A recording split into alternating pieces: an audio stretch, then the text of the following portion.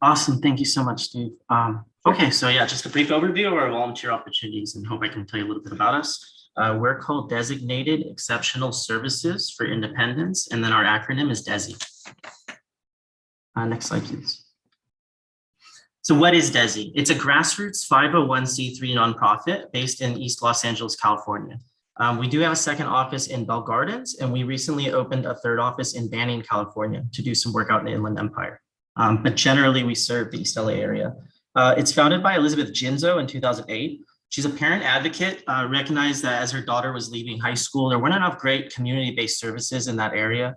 So she decided really just kind of jumped into it. Let me start my own organization. And it's grown over the past 13 years into something much bigger than what she started. That specializes in one-to-one home and community-based educational programming for adults with intellectual disabilities. This is in the community and throughout East and Southeast LA. So on any given day, our educators could be in Highland Park or Baldwin Park or anywhere on that big piece of map.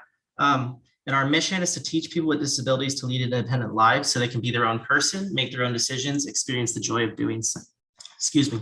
So, and then I won't read the whole thing, but I just threw up that quote from Congresswoman Lucille Roybal. We were really happy to develop a relationship with her, and she was able to actually kind of enter in something into the Women's History Month for the Congressional Record, just kind of giving us a good shout out in 2018. So we're proud of that kind of outreach. Keep going.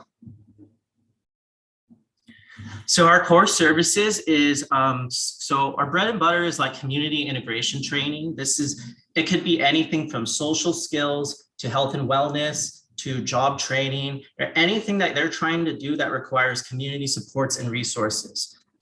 Next, we have the paid internship program. This is really innovative because it places our clients or members in spots throughout the community, and these are integrated environments. They're not these sheltered workshops you've heard about where they're getting some minimum wage for years, one of those, horrible situations. This is real employment, and it's competitive and it's integrated. And then independent living skills, that could be living on your own, developing the skills to have your own apartment, to work with roommates, to eat healthy, get a wife or a husband, etc. It can be very broad, and it's goal-based. Go on. Thank you. We have grown from doing direct service with people with disabilities. That, as I said, is still our bread and butter, but we've developed a whole bunch of services around it. We call this concept inclusion through service.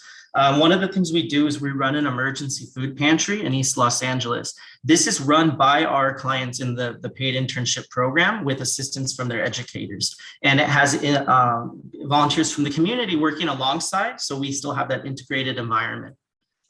We also run at the same location, a thrift store, a community consignment shop that provides us with more revenue. So it's a self-sustaining facility. And we also use that to train our clients in the job training programs. Okay, next slide, please.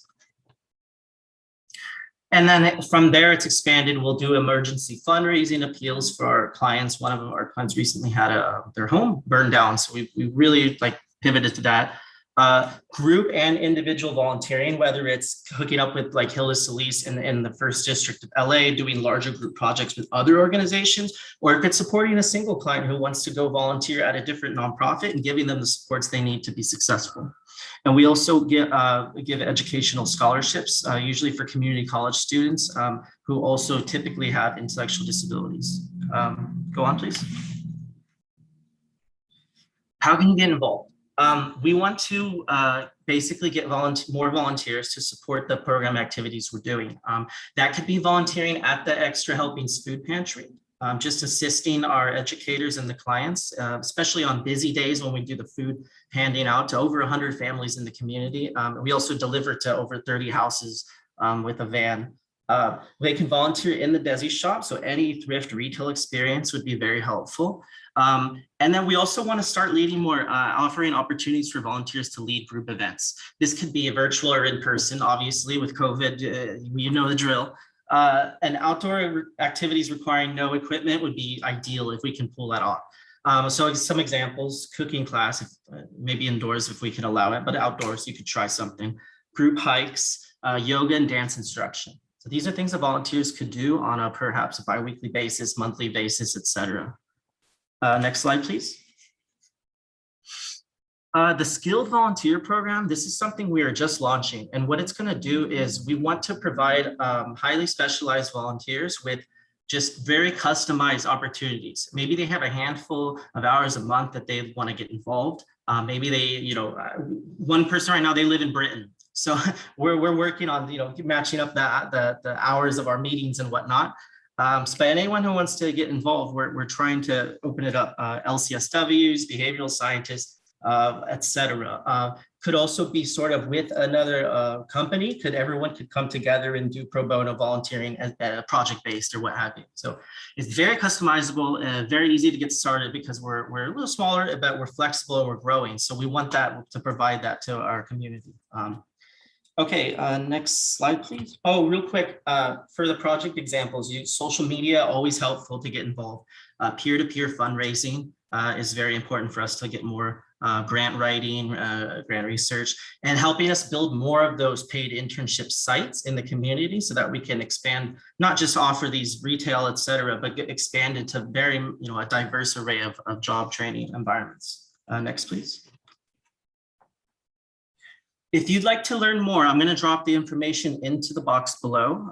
You can learn about DESI on our website. Add us on social media. I'll drop some links below. You can also sign up on our Social Labs contact forms to volunteer. And I will connect with us on WeWyll. I'm still learning every opportunity that I have available to me, but I love what you guys are doing. So I hope that you could definitely collaborate some more. It's fantastic work. And also collaborate with the other nonprofits that are presented. Okay, I believe that's my spiel. Is that the last one? Yeah. Thank you very much, guys.